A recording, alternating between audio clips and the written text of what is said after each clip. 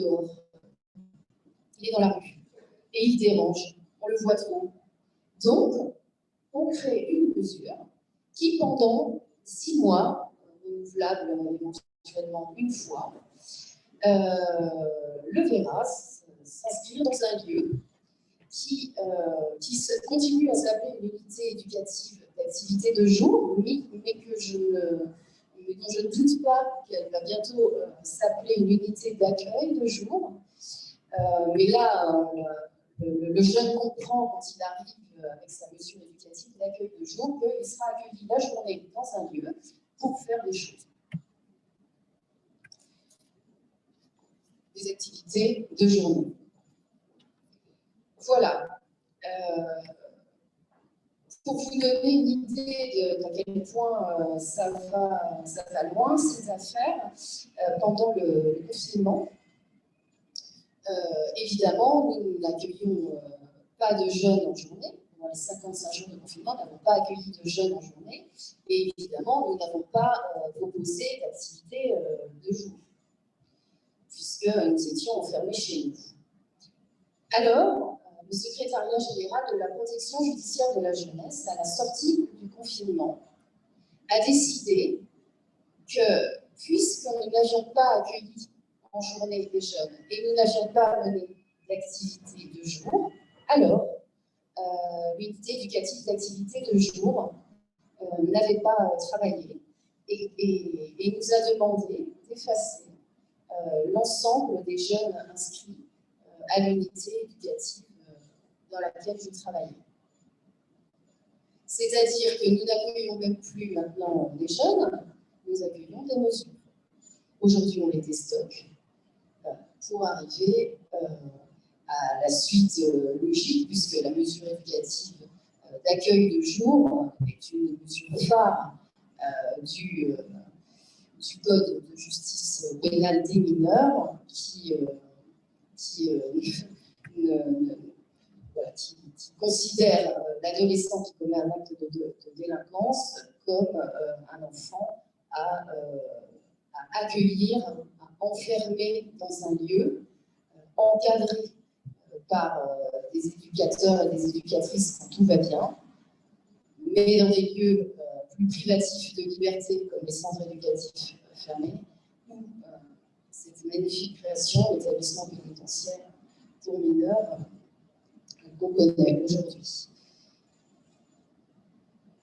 Ces mesures éducatives d'accueil de jour sont systématiquement ordonnées aujourd'hui lors d'un déferlement, systématiquement accolées à une mesure probatoire. Un contrôle judiciaire, on sait bien que l'obligation d'activité ou l'obligation d'accueil de jour, excusez-moi, ça marche très bien avec un contrôle judiciaire. Et en post-sententiel, elles sont proposées sous forme de sanctions. Le CJPM, le Code de justice pénale des mineurs, en termine donc avec l'adhésion du jeune. Bon, je ne sais pas super sympa ce que je raconte, mais c'est, à mon avis, la réalité à laquelle on est confronté, comme si la société nous disait, comme si les politiques nous disaient, la France est assez riche de ses enfants pour se passer de ceux qui commettent des actes de délinquance. Je vous remercie.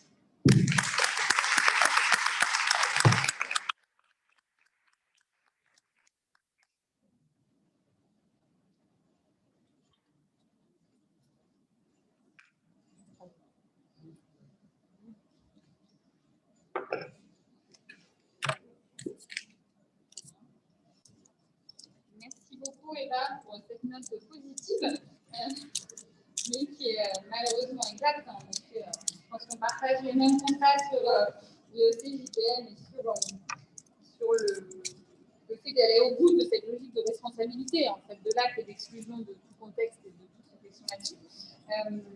Pour rajouter une bonne couche de pessimisme, on va désormais écouter une petite bande son avant de passer aux questions, sauf s'il y a des questions qui jaillissent là immédiatement et qui veulent être posées. Mais sinon, je disais que ce serait bien d'écouter la petite bande avant. Ah, Vito.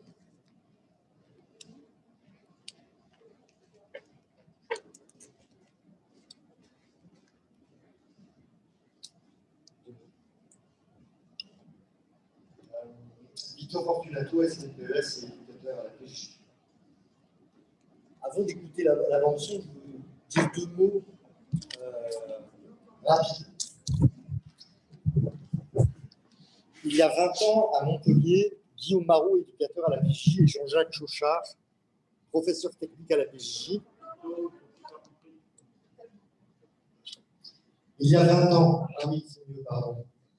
Il y a 20 ans, à Montpellier, Guillaume Marot, éducateur à la PJ, et Jean-Jacques Chauchard, professeur technique à la PJ, créaient un atelier d'insertion basé sur le média radio.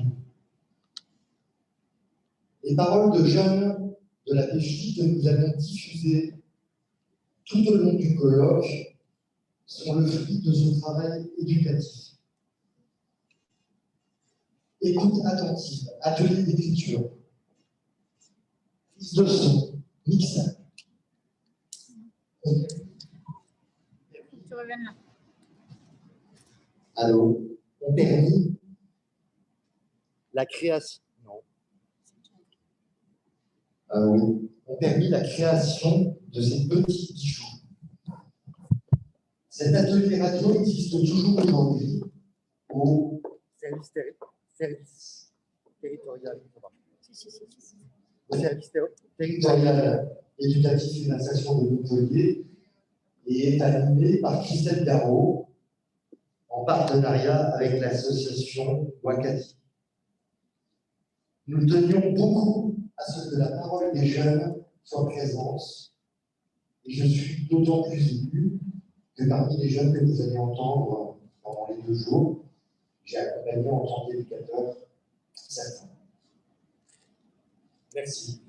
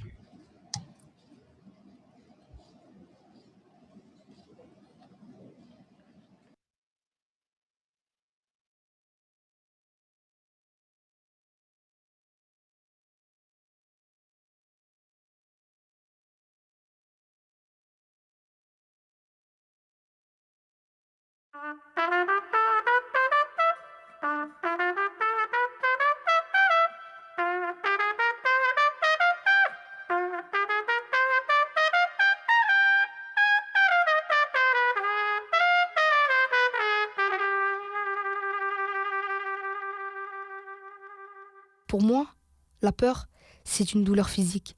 Une boule qui prend tout le ventre. La peur, elle est là, chaque jour de ma vie. Elle s'est installée en moi pour la première fois quand j'avais 10 ans. J'habitais seule avec mon père, il allait pas bien. Chaque fois qu'il sortait, je m'inquiétais. J'avais peur qu'il ne revienne plus. Et c'est ce qui s'est passé.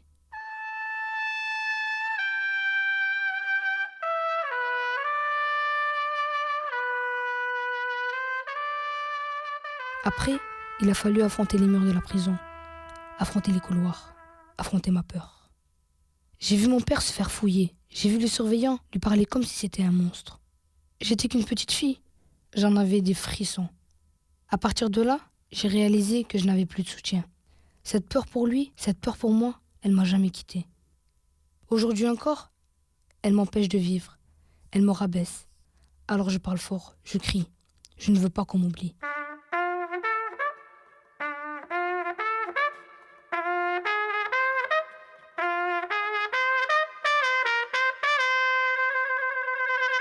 Cette vie, elle me fait flipper. Alors pour vider ma peur, je tape partout. Chaque fois que j'ai agressé quelqu'un, je voyais dans leurs yeux que je leur faisais peur. Ces personnes, elles ne m'avaient rien fait. C'est la rage que j'avais en moi que je leur donnais. Toute seule, j'arrive pas à m'en sortir.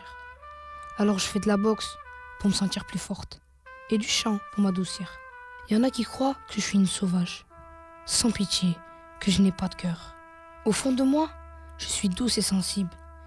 Il faut me connaître pour le croire.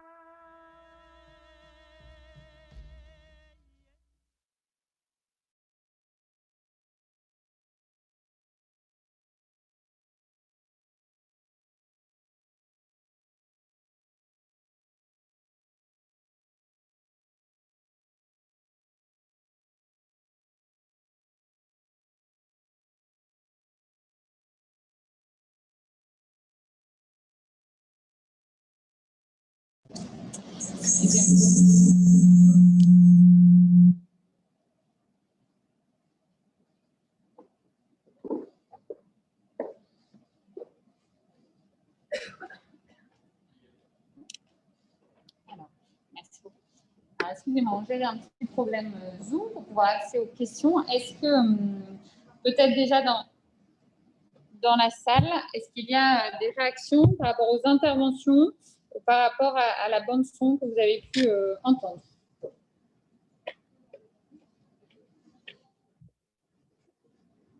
Alors, est-ce qu'au niveau du micro, est-ce qu'il faut qu'on reste sur le même micro ou il y a d'autres micros qui passeraient?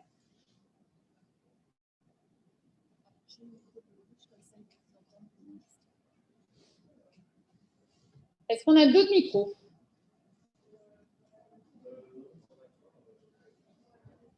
Alors, on va partager notre micro. En parlant bien fort, ça devrait...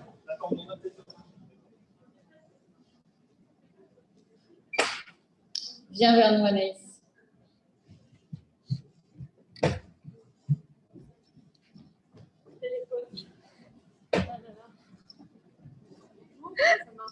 Si, vas-y. Ouais. Oui. Je sais pas regarder. Donc moi, je suis une enfant à Nanterre et je voulais, dans la suite de ce qui était dit sur l'étudiité, éducative, l'accueil de jour, enfin, tout ce travail qui est fait, derrière les mots et les changements administratifs, ça a des conséquences très concrètes, nous, sur le précaré du juge des enfants, et on nous amène à faire des actions absurdes. Je vais vraiment prendre un exemple qui me venait en tête en vous écoutant. Moi, je travaille sur le sud du 92, avec le de Malakoff, notamment avec le jour de Malakoff. Et moi, je suis assez confiante sur les éducateurs et éducatrices de la PJJ pour faire le travail qu'ils ont à faire, et donc tous ces empilements les empilements administratifs qui ont en fait retiré beaucoup de sens et qui vont faire aussi de la paperasse, font qu'aujourd'hui, moi, j'ai une éducatrice qui me demande de prononcer une mesure éducative d'accueil de jour pour que la situation du jeune dont elle s'occupe passe par cette amie plus facilement, plus rapidement, plutôt à l'accueil de jour, parce que c'est un jeune qui en a besoin. Mais elle avait fait son boulot d'études de milieu ouvert et le partenariat qu'elle a avec l'accueil de jour. Et donc, je me suis retrouvée, alors je ne prononce jamais parce que je suis complètement à ce qui a été dit et que, en fait, ça n'a aucun sens pour moi. Je me suis retrouvée à faire une ordonnance pour désigner ce service, alors que ce jeune, il aurait pu être admis tout à fait à l'accueil de jour sans ça. Mais là, c'était pour faire passer sur le début de la liste d'attente, finalement, comme on sait que, par exemple, si on prononce une mesure judiciaire d'investigation éducative dans un cadre pénal, en plus d'une liberté surveillée préjudicielle de l'ordre des ferments, on sait que la LSP sera prise en charge plus rapidement par le métro. Donc on se retrouve à faire des trucs qui sont absolument absurdes pour que ça passe au-dessus des listes d'attente. Et donc ce jeune, c'était des mois qui auraient pu être pris en charge. Et voilà. Et donc je trouve que ça n'a aucun sens. Alors que peut-être par ailleurs, il y a d'autres accueils de jour où il manque de jeunes, j'en sais rien. C'est une absurdité. Et nous, ça a plus de sens aussi notre intervention comme juge des enfants. Et vraiment, en fait, vous écoutez, vraiment. Voilà, je voulais le dire parce que c'est une illustration très très concrète. Et je pense aussi avec le départ à la retraite de toute une génération de personnel de la PJJ, de la disparition des professeurs techniques, nouvelle génération de juges des enfants, il y a une part d'histoire qui part. Je ne sais pas à quel point la transmission va être faite. On voit que la période est quand même hyper particulière et c'est vrai que c'est un petit pincement au cœur que j'ai quand je vois cette salle. Alors il y a sûrement plein de gens derrière leur écran, mais peut-être dire, il y a 2 ans, mais 400 dans la salle, voilà. Et c'est vrai que cette période-là, elle ne favorise pas la poursuite de la transmission, qui est à mon avis essentielle, parce que ce qui est divers aujourd'hui, si ce n'est pas transmis, les collègues, je pense notamment aux collègues juges des enfants, aux collègues parquetiers mineurs, ne s'en apprennent pas. Et juste une dernière chose, après je passe le micro. Moi, il y a 2 jours, le collègue du parquet mineur qui est à la permanence m'appelle pour me dire voilà, j'ai 2 jeunes à toi en garde à vue, qu'est-ce que tu penses que j'en fais, etc. C'était la première fois qu'un parquetier m'appelle en 2 ans de permanence, parce qu'ils n'ont jamais le temps. Et je lui ai dit, en fait, il faudrait que tu vois avec l'unité éducative au tribunal là, pour voir s'il y a un placement pour un des 2 jeunes, parce que si jamais ils lui ont retrouvé quelque chose, c'est absolument n'importe quoi. Moi, je ne suis pas contre qu'on organise le départ à partir de là, parce qu'il est très difficile à achever. Mais si ce n'est pas le cas, ça ne sert à rien du tout qu'il rentre chez lui. Et puis, il a dit à eux, mais je n'ai pas le temps d'appeler l'unité éducative. Quoi. Voilà. Je ne sais pas, du coup, on ne fait pas notre travail. Quoi. Donc, tout est un peu comme ça, et du coup, c'est compliqué.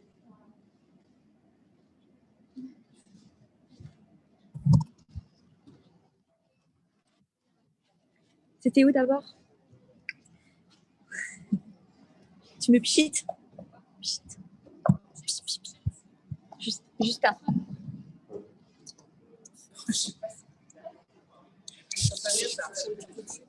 C'est avec 2 micros, les 2. Les 2? Ouais. Celui-là, je le mets là. Je parle avec les mains. Ok, d'accord. Voilà. Je peux enlever ça? C'est justement désinfecté. Bonjour, je suis Annie Legouy, professeure technique à la protection judiciaire de la jeunesse, professeure technique à la retraite, depuis très peu. Hein. J'ai encore quelques souvenirs du travail. J'étais au service d'insertion de Créteil dans mon dernier poste et j'ai commencé ma carrière en tant qu'éducatrice et très vite je suis passée professeure technique. Je voulais intervenir à la suite de ce qui a été dit, qui est très intéressant, mais je voulais intervenir sur la question de la considération qu'on a des jeunes que nous prenons en charge à la PJJ et la question de leur possibilité d'accession aux apprentissages. Je suis partie à la retraite il y a 1 an en ne voyant toujours pas les nouveaux concours de recrutement de professeurs techniques. Pourtant, on les réclame et on l'a appelé nos voeux. Et l'insertion, c'est aussi ça.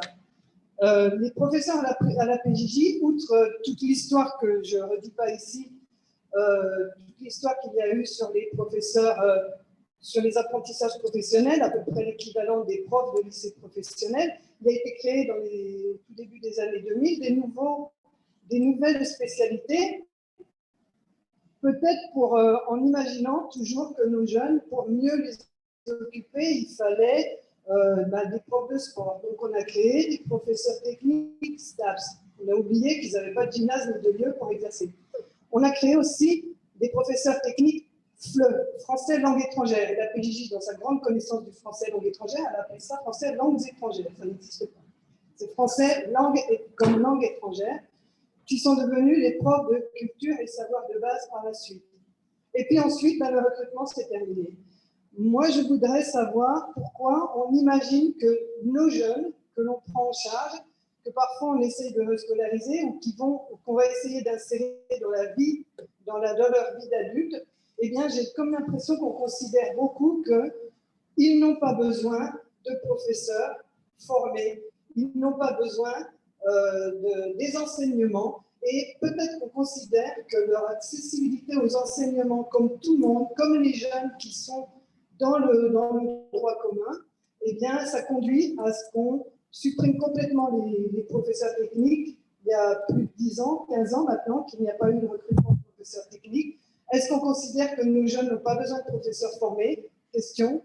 Et ça, je pense que c'est un vrai combat à la PJJ parce qu'on détruit l'insertion, y compris par les personnels qui travaillent dans l'insertion, en supprimant les professeurs techniques. Ça pourrait être professeur tout court d'ailleurs, puisque les enseignements de base, pourquoi pas le français, etc. Il y avait autre chose que je voulais dire, j'ai un petit peu oublié, sur la question des enseignements. Je ne sais plus, ça me reviendra. Voilà. Donc je voulais surtout interroger cette question-là, la question de l'accession aux apprentissages. Et puis je laisse la parole, parce que j'ai oublié ce que je voulais dire ensuite. Oui. Ah, vous allez répondre, d'accord. Vous avez des nouvelles des recrutements?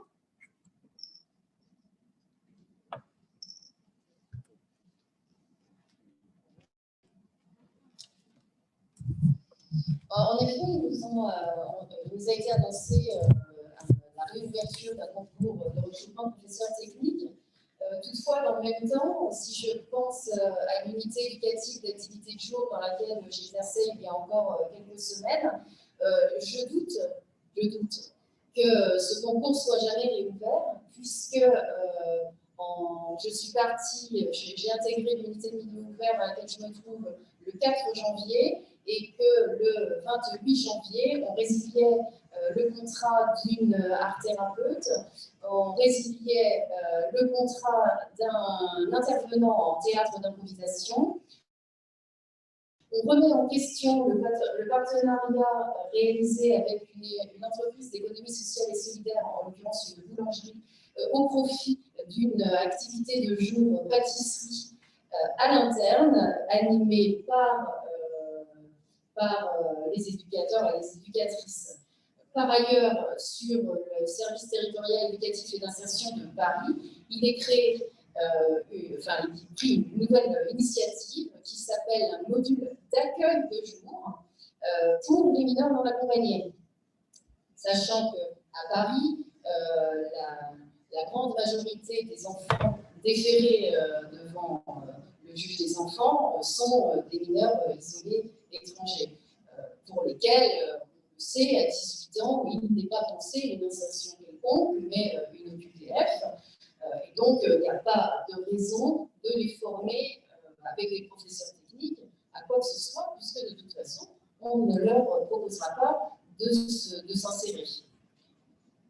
Donc, moi, je doute sur le recrutement des professeurs techniques. Et puis, de toute façon, on n'est pas dans le CJPM, on n'est pas sur la question de l'insertion, mais bien sur la question de l'amendement. Et je voudrais dire un mot à la juge des enfants, que je ne retrouve pas, qui est intervenue. Ah ben voilà. Le plus incroyable, c'est que, en tout cas, ce que vous expérimentez, c'est que quand on va mettre en œuvre le CJPM, vous serez les prescripteurs de l'accueil de jour. Et ça se réduira à ça. Et l'objectif des équipes, ce sera de vous dire, oui, il est bienvenu à son accueil de jour, il était présent. Aujourd'hui, comme hier, cela dit, ça se renforce aujourd'hui, l'évaluation de la qualité du travail des éducateurs dans les unités d'activité de jour, c'est le taux de présence des jeunes. Tout est lié. Pour répondre aussi de nouveau à Annie, je pense que si on prend un peu de hauteur pour regarder ce qui se passe d'une façon générale dans le monde du travail et sur l'ensemble de la planète, on comprend, et ça depuis longtemps, mais on n'ose pas encore le dire, qu'il n'y aura pas de place pour tout le monde dans le monde du travail. À partir de ça, eh bien effectivement, la pertinence de mettre à disposition des professeurs techniques pour enseigner des gestes professionnels, eh bien, me paraît pas très pertinente.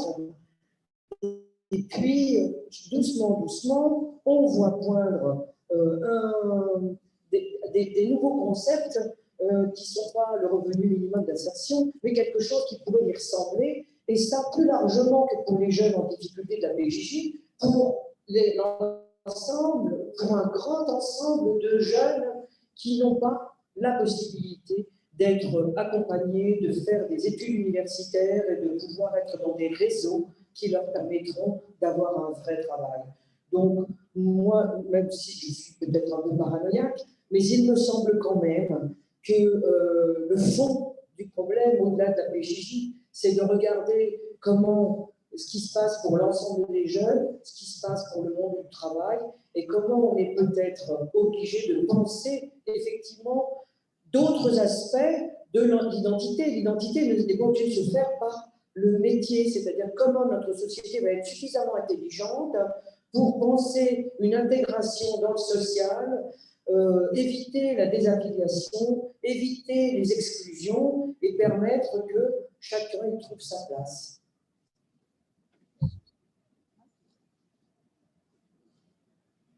Et, en écoutant, si on rapproche ce que j'ai dit, parce que dit Martine, et ce qu'elle dit Eva, il y a un point très commun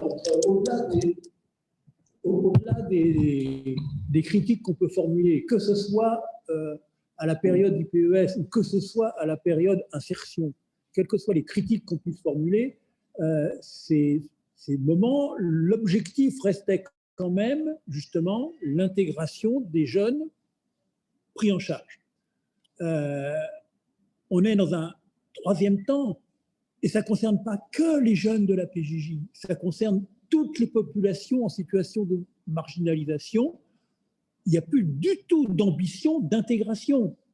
Il ne s'agit plus d'intégrer toutes ces populations, que ce soit les malades mentaux, les jeunes de la PJJ, enfin, peu importe. Il ne s'agit pas de les intégrer, il s'agit de les gérer, ce qui est tout à fait différent.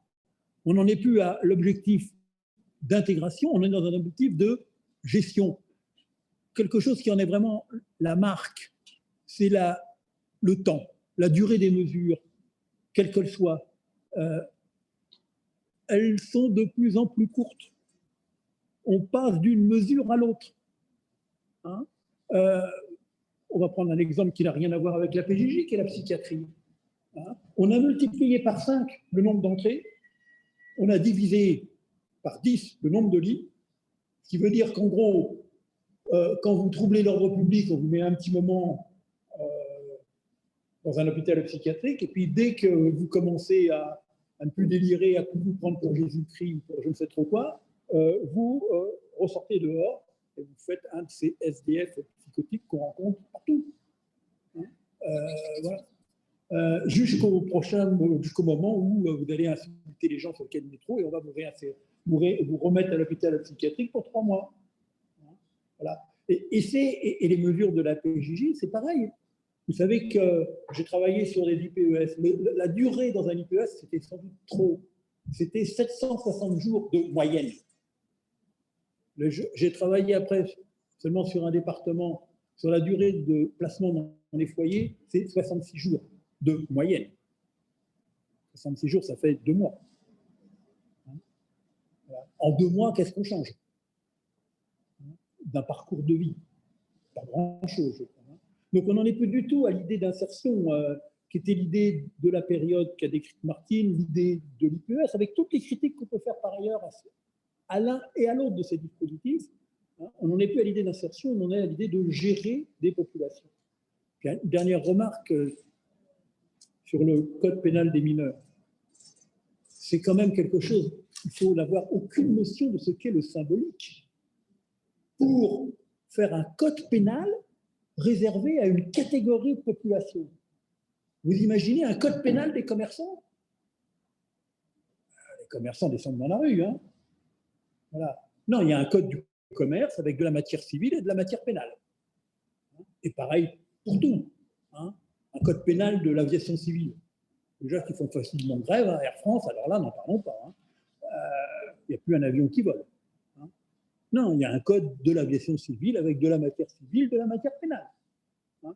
Eh bien, on imagine un code pénal pour une catégorie de population et pas n'importe laquelle, les jeunes. C'est-à-dire qu'on voit notre jeunesse comme la nouvelle classe dangereuse. C'est quelque chose d'inimaginable au niveau symbolique qu'on puisse faire ça. Hein. C'est inimaginable d'assimiler notre jeunesse, non pas à l'avenir, à l'espoir, mais de l'assimiler au danger. C'est quand même tout à fait à la dangerosité. C'est tout à fait extraordinaire comme truc. Je ne sais pas comment on peut penser quelque chose comme ça. Voilà.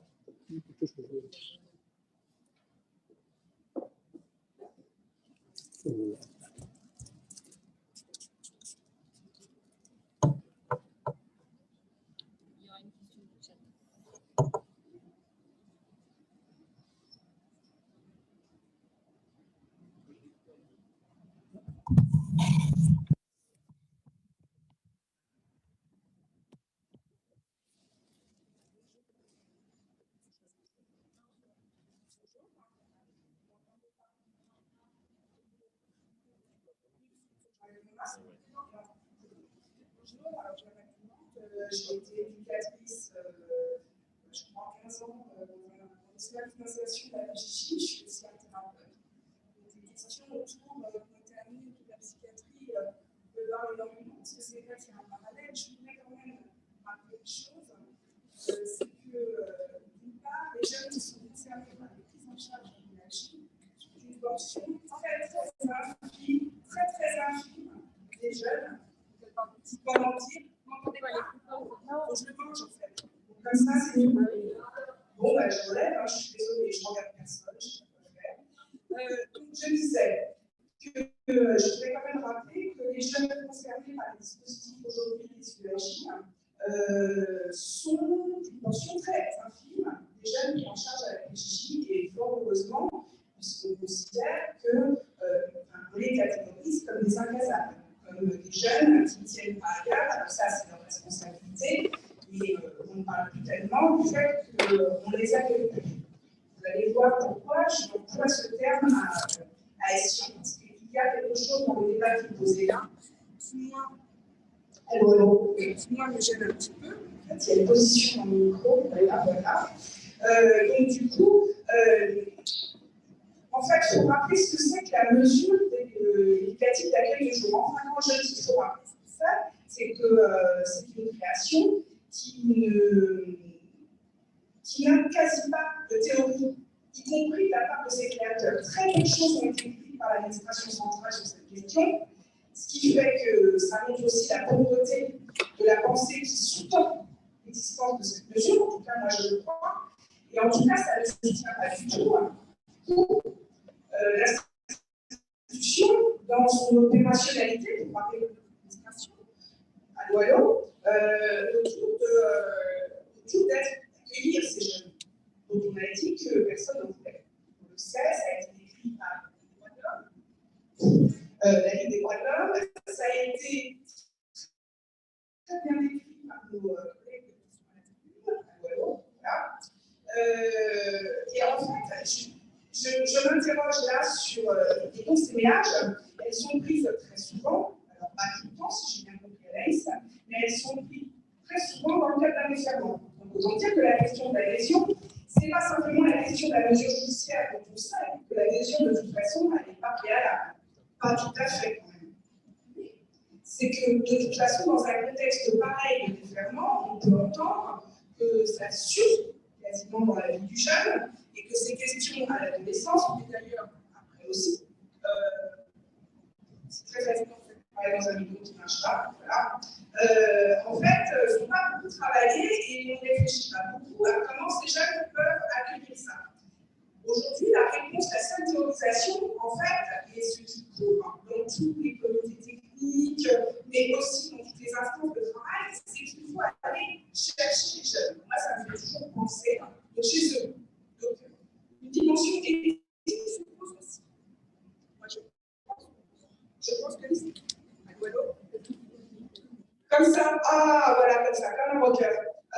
Donc, du coup, en fait, il faut aller chercher les jeunes. Moi, je suis bien d'accord, c'est l'espace de tout le monde, c'est l'espace de l'éducateur, comme ça d'emblée. Et puis, il faut savoir, parce que j'ai travaillé justement en service dont Eva parlait, qu'il y a une très très forte pression à la présence. C'est-à-dire que de la semaine, du mois, on va vérifier que l'intérieur l'a fait. Bon, par contre, pourquoi pas disons que c'est des missions de service public, on peut changer, ça nous plaît, ça ne nous plaît pas, mais bon. Mais en fait, ce qui est quand même surprenant, c'est que c'est absolument pas assorti d'un questionnement sur la qualité de ce qu'on fait avec lui, ni sur l'opportunité sociale, c'est-à-dire à quoi ça lui sert de la bien après. Et puis il y a un dernier aspect, et je vais terminer là-dessus, et c'est pour ça que j'ai commencé par la question des accueillir, c'est que la plupart de ces jeunes souffrent d'un mal-être profond. Et quand je parle de mal-être profond, parfois ça va jusqu'à la pathologie. Et que ça non plus, puisqu'il suffit d'être avec eux pour qu'ils aillent mieux, c'est bien connu, il n'y a pas beaucoup non plus de choses qui sont pensées pour accueillir ça. au-delà, pour nous, je suppose, de partager une indignation par rapport au traitement de la question de l'insertion. Je ne vais pas revenir avec toute l'ambivalence de ce terme, qui n'est pas toujours non plus en corrélation avec les besoins de ces jeunes-là, précisément. Parce que parfois, on cherche à insérer des jeunes pour qui ce n'est pas le moment de s'insérer, en tout cas pas professionnellement. Ça aussi, c'est à prendre en compte. Ils ont un temps et ils ont un rythme. Donc, pourquoi je voulais vraiment revenir sur cette question de leur mal-être, c'est que l'administration emploi interne, qui moi, me choque pas comme ça. L'accueil de jour, Eva, nous avons beaucoup discuté de ce sujet-là. Évidemment, je partage l'analyse qu'elle en fait, du côté de ce que l'administration a pensé, mais par contre, on pourrait nous, tout à fait, réfléchir à ce que serait d'accueillir toute cette souffrance, tous ces freins, toutes ces difficultés, ce qui était, à mon avis, le mouvement qu'a écrit Martine, qui était une réponse des éducateurs pour accueillir ça aussi. C'est-à-dire comment je me sens dans la société, comment je me sens intimement, etc. Des vagues, on parle de ça aussi. Donc, moi, j'ai une interrogation sur notre capacité aussi collectivement, et là, 3 organisations sont là. Droits de l'homme, et puis je ne sais pas qui je tiens encore, mais j'appelle de mes voeux qu'il y ait quand même une réflexion autour de ce que c'est qu'accueillir. Parce que là commence à se poser la question. Moi je dis pour l'insertion, mais c'est vrai que ça existe aussi pour l'hébergement d'ailleurs, mais on a un vrai problème à savoir accueillir. Pour finir, et aujourd'hui je suis formatrice, il faut que vous sachiez que c'est quand même aussi le seul lieu dans lequel les stagiaires éducateurs ne font pas de stage. C'est-à-dire que quand ils passent 2 jours dans une UAJ, ils ont de la chance. Autant dire que c'est facile de travailler avec des gens qui sont nos collègues, mais qu'on ne connaît pas et dont on ne comprend pas le fonctionnement. Donc, les représentations font contraint dans l'institution, et ça devient plus facile de dire que dans ces endroits-là, les jeunes ne travaillent pas. Alors, ils ne travaillent pas, mais en même temps, ils ne payent pas. Enfin, bon, ils ne travaillent pas, le personnel non plus. Ça, c'est une autre souffrance de l'institution. On commence juste, je ne sais pas si vous êtes en connaissance des dispositifs de formation, mais on a aussi à la PJJ, et les UAJ sont concernés en premier chef, des petits dispositifs de formation pour les contractuels, qui sont ce qu'on appelle des ABC, des formations d'adaptation aux prises de poste. Jusqu'au mois de février, en fait, il n'y avait pas, par exemple, en Ile-de-France, de FAPP pour entrer en UAJ. C'est-à-dire que vous pouviez, alors même que dans votre formation initiale, vous avez très peu d'éléments qui vous permettaient d'intégrer ces milieux-là. Et puis même, je ne parle même pas des contractuels super nombreux dans ces structures, puisque comme on a vu les professeurs techniques titulaires, on embauche soit des éducateurs techniques, soit des professeurs techniques, oui, c'est ça, contractuels. Et donc tous ces gens-là arrivent sur les structures, sont absolument pas recevoir, ne serait-ce que l'histoire de ce que serait l'histoire de notre institution, ne serait-ce que ce que serait quelque chose autour de la mission. Donc ils arrivent comme ça, jetés dans un dispositif, et on leur dit allez-y, allez les chercher. Voilà.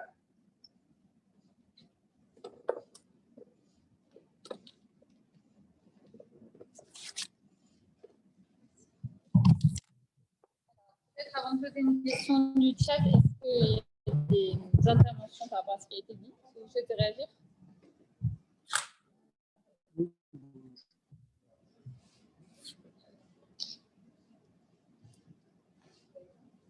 Je n'ai pas été dans l'hiver.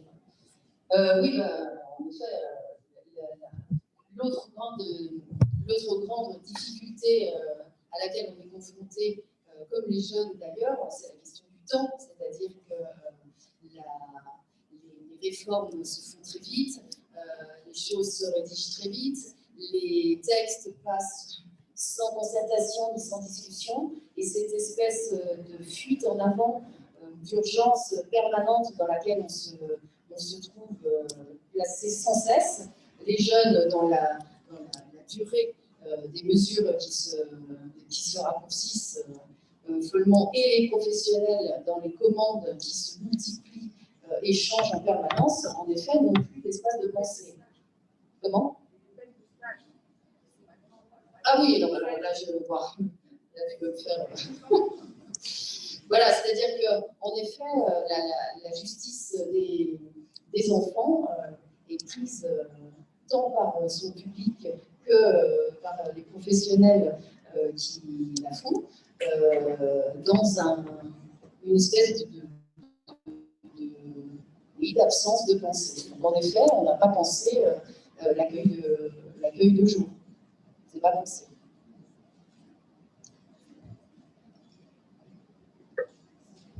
Nous partageons nos lingettes. Oui, merci.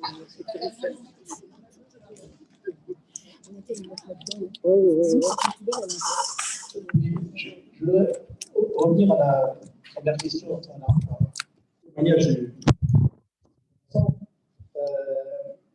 Et refaire le lien avec le rapport de M. Préto, l'auteur du rapport extrait, ce qu'était le projet de la PJJ en 70.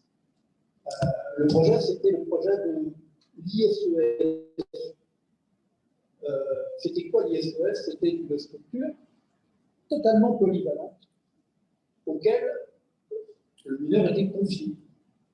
Et en fonction de l'évolution du mineur, cette structure, ça allait de l'internat, on va dire, enfin, de la prise en charge 24 heures sur 24, à la prise en charge en journée, à la prise en charge à l'appartement autonome, etc., au milieu ouvert, enfin, toutes les formes de prise en charge possibles et imaginables étaient réalisables à partir de ce placement dans une structure qu'on avait appelée ISES. Voilà, c'était ça le projet de cette structure très souple qui s'adaptait à l'évolution du mineur. Et ce qui permettait la fameuse continuité éducative qui était déjà au programme.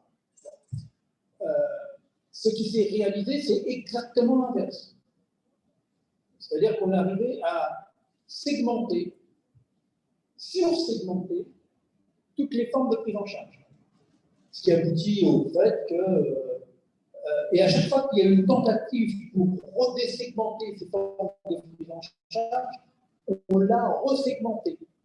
Une des tentatives dernières, parce que bon, on va voir la direction de l'éducation surveillée comme un tout autonome, etc., d'être traversée par des luttes internes, par des courants, par des débats, etc.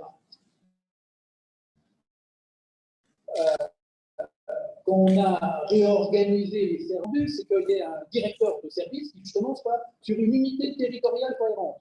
Ça voulait dire quoi? C'est qu'il y avait un directeur qui chapeautait le milieu ouvert, l'insertion, le foyer, sur une ville, par exemple, sur une métropole, sur un département, si c'était rural, et avec comme objectif, comme justement de faire que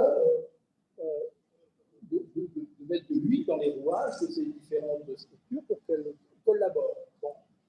Et mais il y a d'autres courants à l'administration centrale qui disent ben non, un directeur, vous vous rendez compte, le cahier des charges, c'était la grande période des cahiers des charges. Le cahier des charges d'un milieu ouvert, ce n'est pas le cahier des charges d'un foyer.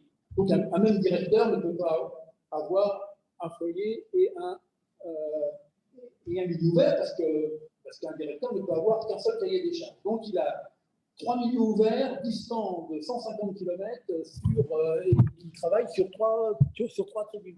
Voilà. C'est une intelligence, ça fait bien sûr aucun service, ça n'a aucun sens. Mais ce projet d'ISES, c'était un copier-coller du secteur psychiatrique.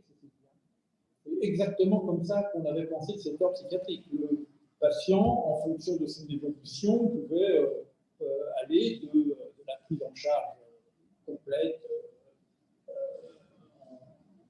en hôpital psychiatrique aux soins ambulatoires, en passant par l'appartement thérapeutique et tout ce que vous pouvez imaginer. Ce projet donc, ne s'est pas mis en place, entre autres parce qu'il y a eu une opposition des juges pour enfants. Entre autres parce qu'il y a eu une opposition du syndicat de la magistrature. Il faut savoir regarder sa propre histoire. Voilà. Et on est arrivé donc à ce côté extrêmement segmenté, et bien sûr dans le cadre qui va très très bien avec l'idée d'une simple gestion des populations à risque, parce que ça marche très très bien pour. On passe d'un truc à l'autre, d'une mesure à l'autre, etc. Le tout, c'est qu'il ne soit pas dehors trop dans l'espace public et qu'il y ait quelqu'un pour le surveiller. C'est tout. Parce que de toute façon, on n'a pas de projet avec lui, donc c'est pas grave. Hein. Le tout, c'est qu'il soit surveillé par quelqu'un. Et donc, ça va très très bien avec cette multiplication des mesures qui se succèdent tous les 2 mois. Quoi. Voilà.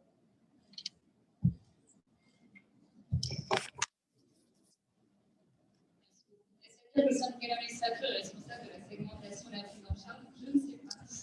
En partie. En partie, d'accord. J'ai une dernière question, remarque, peut-être la dernière, du chat, que je vous soumets. Le professeur technique est un professionnel de l'apprentissage. Notre objet principal est d'apprendre à apprendre. La matière n'est qu'un moyen. Je crois que Martine, tu as un peu. Oui. Donc, oui, le professeur technique, tous les professeurs d'ailleurs sont des passeurs, sont des médiateurs et l'objet d'apprentissage, quel que soit l'objet d'apprentissage, apprendre à apprendre, c'est effectivement quels sont les outils pour la pensée, comment on peut penser collectivement, comment on peut construire collectivement un savoir. Et ça, ce sont des choix qui ont été déterminants au sein de l'éducation nationale pour faire en sorte qu'on ne soit pas trop autonome et citoyen pour penser avec ses propres idées ou construire ensemble. Moi, je vous invite à écouter, demain après-midi, il y a un intervenant du groupe français d'éducation nouvelle, où c'est un mouvement de l'école nouvelle, de l'école émancipatrice nouvelle du début du XXe siècle. Un certain nombre de courants, justement, qui donnent des outils d'apprendre à apprendre, sont aujourd'hui des courants, pour leur majorité, qui sont destinés à des élites. Montessori, c'est des écoles démocratiques, sont des écoles qui ne permettent, des pédagogies qui ne sont pas développées de façon massive au sein de l'éducation nationale. Et ça pose bien la question, qui coûte pas cher, forcément, et ça pose surtout la question de qu'est-ce qu'on veut des citoyens. Est-ce qu'on veut des gens qui sont libres de penser par eux-mêmes et de construire ensemble le savoir, ou est-ce qu'on veut des gens qui sont des exécutants et puis certains qui seront leurs élites? C'est bien, ce sont des choix de société qui font que les choses se situent de cette façon. Le professeur technique apprendre à apprendre, à la PJJ, effectivement, ça nécessite de vraies remises en question. Parce que j'en ai croisé beaucoup, et j'avoue que je n'ai pas rencontré beaucoup de gens qui aussi se remettaient en cause dans leur système pédagogique pour considérer que le savoir n'est pas vertical. Effectivement, il y a des maîtres qui peuvent mettre au sens noble du terme, c'est-à-dire des gens qui peuvent transmettre, mais il y a aussi ce que Brunner appelle la médiation, c'est-à-dire le sujet qui va permettre aux jeunes ou à l'apprenant de pouvoir accéder à ce savoir. Et parfois, la distance entre le savoir et le jeune est tellement grande que les choses qui sont mises en place et les séquences pédagogiques qui sont mises en place sont déterminées à échouer parce que trop distantes l'une de l'autre. Donc, pour juste conclure, je pense qu'effectivement, pour nous adultes, pour nous enseignants, pour nous transmetteurs de savoir, il est fondamental de réfléchir à ces pédagogies et de favoriser ces pédagogies qui permettent la santé et l'auto-socio-construction du savoir. Je vous remercie. Merci. Oui, on a encore un peu de temps. Alors en effet, ce que j'entends là, c'est qu'il y a deux choses qui sont dites ici. C'est que le professeur technique est un professionnel de l'apprentissage. Ce n'est pas quelque chose que je partage de la même manière que Martine. Et d'ailleurs, quand j'étais responsable de l'unité éducative de l'USJ de Romainville, j'ai beaucoup accompagné les professeurs techniques à prendre la mesure de leur dimension d'éducateur et d'éducatrice. Bien qu'en effet, on retrouve ça peut-être dans la deuxième partie de l'affirmation, la matière n'est qu'un moyen. En effet, l'activité de jour, ou les unités éducatives d'activité de jour, leur mission première, en tout cas, je le pense encore aujourd'hui, même si vous l'aurez compris, je sais que la commande n'est plus celle-là, c'est quand même d'accompagner éducativement les adolescents. Ça, c'est la mission première. Et le moyen, c'est l'activité de jour. Et à l'époque, il fut un temps, c'était l'aboutissement, c'était l'insertion dans le sens global du terme, insertion. Voilà. Donc, oui, le professeur technique est un professionnel de l'apprentissage et de l'éducation. Enfin, c'est surtout un professionnel de l'éducation, en tout cas à la protection judiciaire de la jeunesse. Je pense, en outre, que c'est la même chose à l'éducation nationale. Je pense que l'éducation nationale est prise, comme nous, et comme la société entière, dans la perte de la dimension éducative qu'elle a, au profit de ce fameux, de cette transmission de savoir.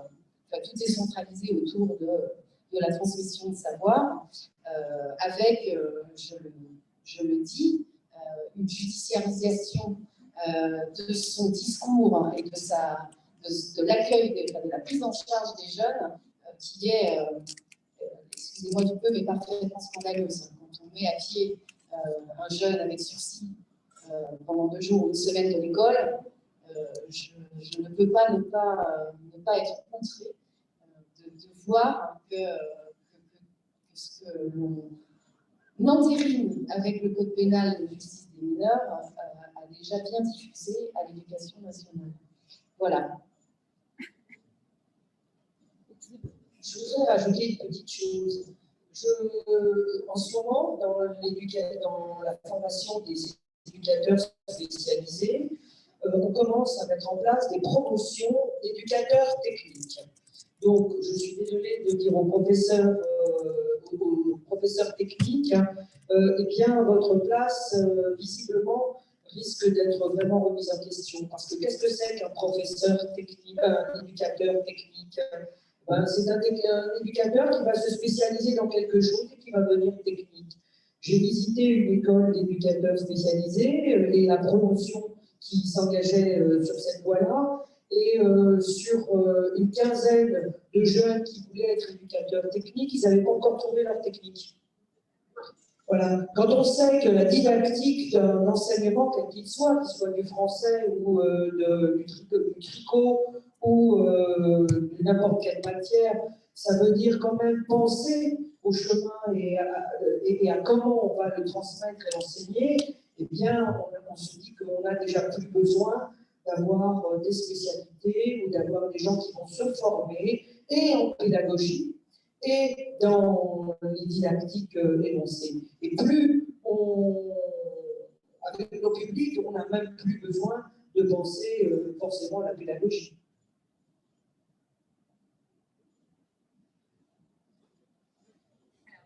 Est-ce qu'il y a d'autres questions? Oui, une question. Et après, on va terminer.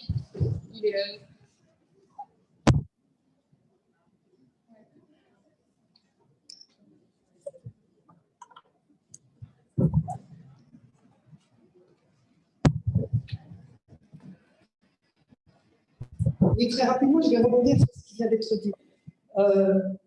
On est toujours, voilà, on est toujours dans la PJJ, toujours dans cette question. Quels sont un professeur technique ne doit pas faire ça, doit faire ça. Un professeur technique, les éducateurs. Oui, l'accompagnement, oh là là, ça marche plus. Oh, je vais le dire fort. Si, mais voilà. L'accompagnement éducatif, oui, je suis complètement d'accord avec vous, mais comme disait Martine, re-questionner. J'ai une formation, moi, qui est éducateur sportif, un enseignant de sport. Le rôle éducatif du professeur, en principe, s'il est formé et s'il a travaillé la pédagogie, il ne l'oublie pas. La question à la PJJ, c'est qu'on a un petit problème de compréhension des rôles et places de chacun. Et ça ne s'arrangera pas s'il n'y a pas de recrutement de professeurs formés, avec déjà une formation de base d'enseignants et ensuite une formation d'adaptation à la PJJ. J'ai toujours revendiqué ça. Moi, je ne suis pas entrée à la PJJ et été formée comme professeur. J'étais déjà enseignante et ensuite, la formation d'un an d'adaptation à la PJJ va permettre d'apporter un certain nombre de choses et de compétences. Et ensuite, il y a une adaptation à la PJJ. Évidemment qu'il faut une pluridisciplinarité, la complémentarité des éducateurs, des jeunes, des apprentissages. Martine, tout à l'heure, tu indiquais qu'il faut, comprendre qu'on est avant tout des éducateurs. Bien évidemment, on est avant tout parfois d'un média, et c'est précieux dans la mesure où on s'appuie sur ce média et que, à mon sens, on donne le meilleur de ces savoirs-là. Je ne vois pas pourquoi les jeunes à la PJJ auraient des professeurs au rabais, des professeurs pas formés, comme si on considérait que nos jeunes n'ont pas droit à des professeurs formés, expérimentés, dans une connaissance de ce qu'ils enseignent. Oui, on est des anciennes questions-là. Il y a simplement une complémentarité pour permettre, en faisant confiance aux jeunes, d'aller le plus loin possible, parce qu'ils ont des compétences et l'enseignement de notre média, ce n'est pas seulement un enseignement, c'est aussi un bel outil d'accompagnement. Moi, je suis spécialiste du sport. Eh bien, toute la connaissance maximum du sport, je la mets au service des jeunes dans toute la confiance que j'ai dans leur possibilité d'aller loin. Et je pense que chaque professeur, soit français, maths, etc., eh bien, c'est ça qu'ils font. Tu parlais du GFEN, oui, voilà des grands pédagogues et voilà une pédagogie qui permet aussi aux gens de se réaliser et d'aller très très loin, de découvrir même leur propre capacité à apprendre, à évoluer et à aller très loin. Moi, je fais toujours confiance dans la capacité des jeunes à aller loin dans ce qu'on leur apporte. Mais pour ça, il faut aussi que les professeurs soient formés. Et je suis très inquiète sur le non-recrutement et la non-formation des professeurs à la PJJ, en effet. Voilà. Je voulais juste rectifier une complémentarité sur ce qu'on a à faire dans les services d'insertion et pourquoi on est là dans l'accompagnement éducatif. Voilà. Je voulais juste préciser ça. Merci.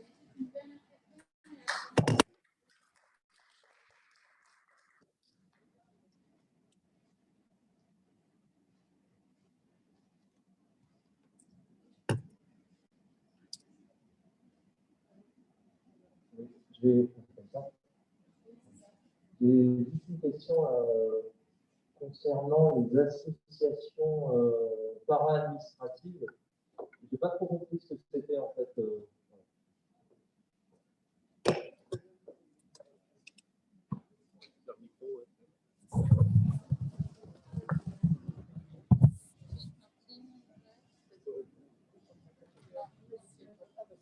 Oui, pour soutenir la période des types par partie, pour soutenir toutes ces entreprises d'insertion, etc., on a créé des associations associatives qui permettaient de toucher notamment des subventions d'Europe, par exemple, il y avait toutes sortes de raisons qui faisaient que c'était des associations.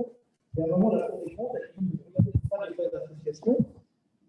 En fait, c'est des associations para-administratives, c'est-à-dire que tout l'argent de ces associations, c'est de l'argent public, il n'y a pas de cotisants, personne cotise à ces associations, elles ne sont pas gérées comme des associations, et en fait, elles sont gérées de fait par l'administration, ce qu'on appelle en droit la gestion de fait, qui est un délit, et donc il faut supprimer toutes ces associations. Notamment, c'était très souvent la quête d'associations éducatives qui pouvaient servir, qui avaient été des associations qui pouvaient servir de relais Et la caisse d'association éducative, elle était gérée directement par l'administration. Et donc, ça s'appelle une gestion de fait. Et ça a été interdit. Il y a même eu des poursuites judiciaires. Hein.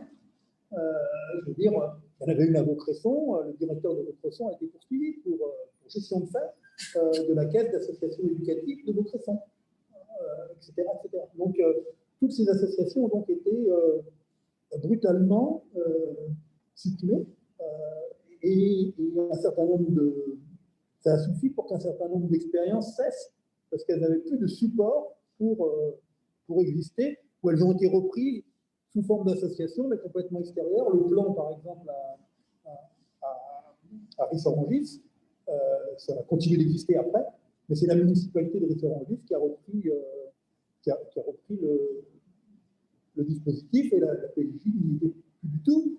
Et donc, les jeunes de la PJJ n'y étaient plus non plus du tout. Hein, c'était la conséquence de ça. Voilà, c'est peut-être l'histoire des associations, de la suppression des associations. Je connais bien parce que pendant un moment, on était très mal vu à l'administration centrale, c'est plus le cas, on nous aime bien. Mais la HPJM, donc l'association pour l'histoire, a été considérée comme une association. On a dit, mais vous êtes une association para-publique. Parce que regardez, il n'y a presque que des gens de l'éducation surveillée, enfin de la PJJ, parmi nous. J'ai dit, oui, que voulez-vous, les bouchers charcutiers sont assez peu passionnés par l'histoire de la PJJ, j'en suis absolument désolé, mais c'est comme ça. Voilà. C'est plutôt en effet des éducateurs qui sont membres de notre association. Voilà. Donc, on nous avait dit qu'on était para. Bon, on a pu démontrer que non, parce que notre budget était d'abord ceux de cotisants. Voilà. Je vous remercie. Merci beaucoup. On va clôturer la table ronde de ce matin avec un tout petit peu de retard. On reprend à 14h. Non. On peut pas faire ça. En plus, on peut 13h15 et 13h30.